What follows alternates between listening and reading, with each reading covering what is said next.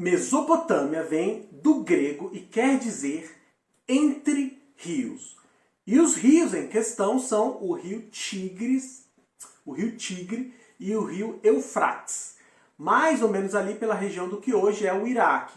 Os mesopotâmios viveram milênios em diversos lugares, mas vamos aqui nos referir principalmente à Mesopotâmia de 1800 a.C.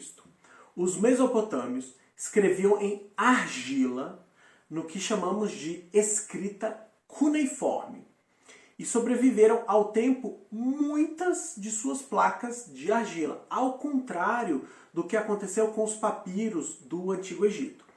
Sabemos que os mesopotâmios eles usavam um sistema sexagesimal. Isso quer dizer que os bloquinhos de contagem seriam usando 60 como base. Por exemplo, para eles o número 8.492 seria visto como 2 vezes 60 ao quadrado mais 21 vezes 60 mais 32. As placas de argila continham tabelas, como por exemplo, uma das placas continha a tabela de multiplicação por 9. Outras placas continham problemas de matemática e resoluções. Há também placas que indicam que estavam sendo usadas para ensinar, ou seja, sendo usada por, digamos, alunos. Assim como aconteceu quando a gente discutiu o Antigo Egito. Vamos dar uma olhada nos números dos babilônios. Os babilônios eles fazem parte da Mesopotâmia. Note que os números dos babilônios eles vão somando. Note que o símbolo para o número 2 são 2 símbolos do número 1. Ou seja, somaram. Isso vai até o número 10, momento em que eles usam um novo símbolo. Você, olhando na tabela, vê claramente o ciclo se repetindo. Agora, faltou na tabela o símbolo do 60. Acontece que, para eles, o símbolo do número 1 era o mesmo símbolo para o número 60. Ou seja, que confuso! Usar o mesmo número para o número 1 e para o número 60? E você deve estar se perguntando, nossa, por que o pessoal não arrumou isso?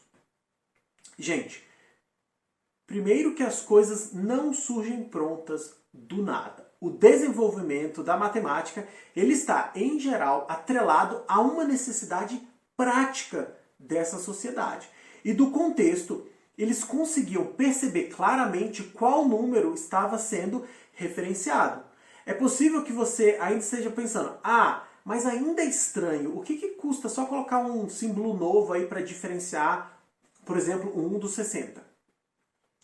Mais um bom momento para a gente treinar o cuidado ao olhar o passado.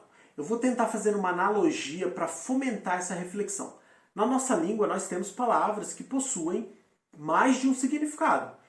Então por que simplesmente a gente não coloca palavras novas para que cada uma tenha um significado? Pensa aí, é meio complicado. É mais ou menos assim. Se está dando certo e funciona, então não vai ter essa pressão para mudança. Agora veja que sensacional.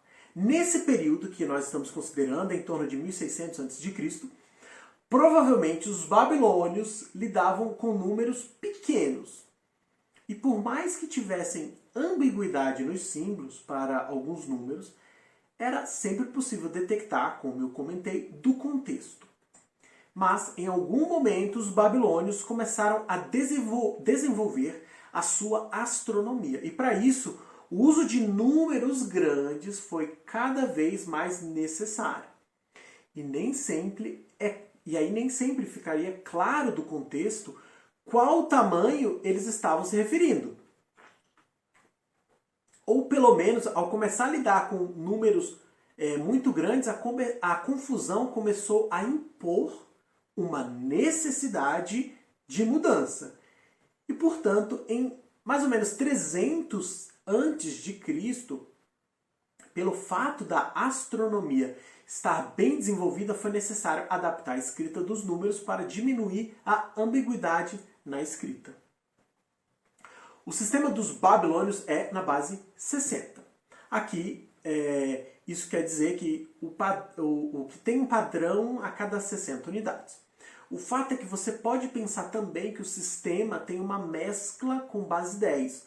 Olhando a tabela dos números, você vê também que é um padrão a cada 10 unidades. De toda forma, é consenso a gente dizer que o sistema de contagem deles era em base 60.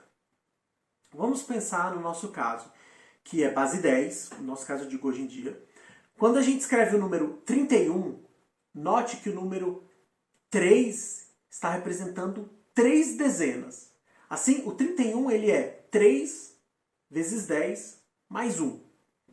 Portanto, dependendo de onde está o número 3, ele tem um significado diferente. Ou seja, no 31, o 3 ele não representa o 3, ele representa o 30. Como a posição do número interfere no que o número representa, a gente diz que esse é um sistema de numeração posicional. Os babilônios tinham um sistema posicional. Já os egípcios antigos, que a gente estudou anteriormente, eles não tinham um sistema posicional de números. Para múltiplos, falando dos egípcios antigos, para múltiplos de 10, eles tinham símbolos diferentes. E isso, por exemplo, tornava a escrita de números grandes no sistema egípcio muito mais difícil. O número 75 para os babilônios era representado como esse desenho que eu coloquei na tela.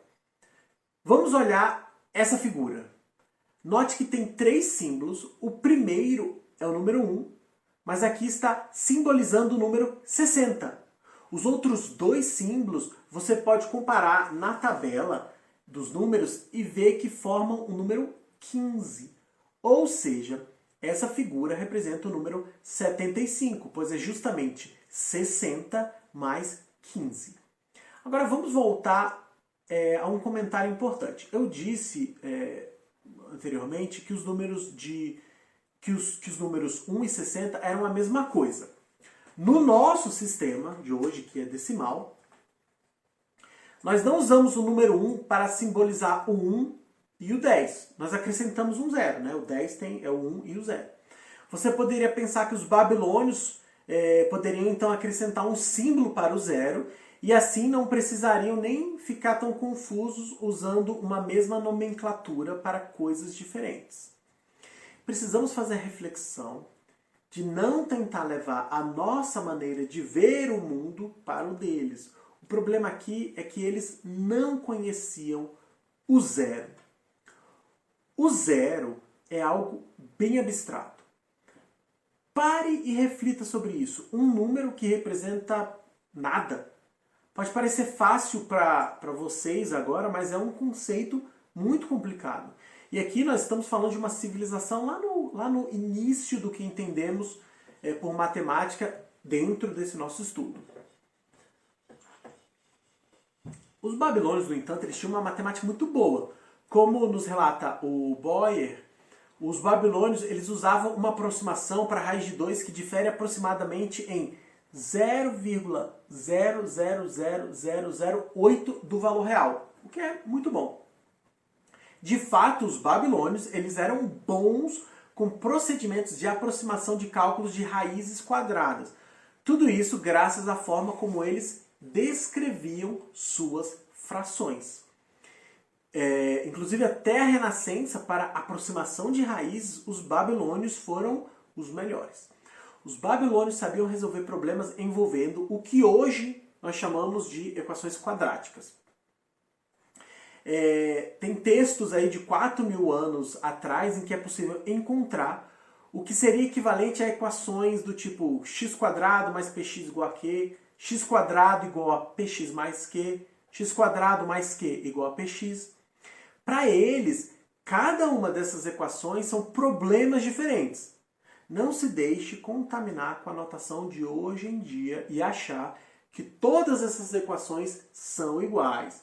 Por mais que a gente possa achar difícil de entender como que eles entendiam, como que eles faziam a sua própria matemática, o fato é que você não pode ficar tentado a dar explicações modernas para a visão matemática de um povo tão antigo. É como um processo meio que de meditação. Você quer observar sem julgar.